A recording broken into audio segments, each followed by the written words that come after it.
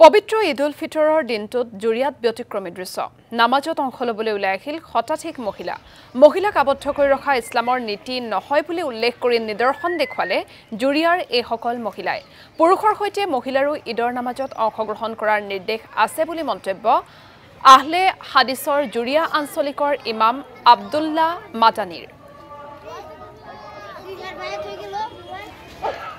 আজি প্ৰায় 30 বছৰ আগৰ পৰাই আমি মহিলাসকলক সম অধিকাৰ দি তেওঁসকলকো আমি ঈদগাহত আনি পৰ্দাৰ সহিত একে ইমামৰ তত্ত্বাৱধানত আমি তেওঁলোকক নামাজ আদায় কৰোঁ।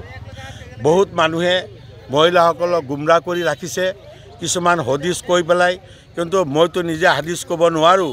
কিন্তু আলেম উলামাসকলৰ পৰা আজি পাকিস্তানে হওক, বাংলাদেশে হওক, ইৰাণ ইৰাকেই হওক, বিশেষকৈ ইণ্ডিয়াৰ বহুত আলেম উলামাসকলৰ পৰা আমি তথ্যবিলাক আমি জানিব পাৰিছোঁ। আহলে হাদিছৰ আমাৰ মৌলানাসকলতো আমাক কৈয়ে থাকে, আমাক আহলে হাদিছ বুলি কয়।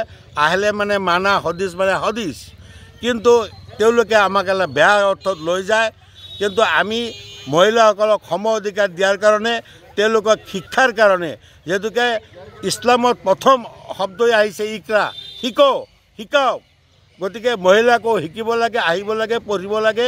আৰু নামাজ পুৰুষৰ কাৰণে যিটো মহিলাৰ কাৰণে একেই, ধৰ্মত পাই আছোঁ, হদিছত পাই আছোঁ।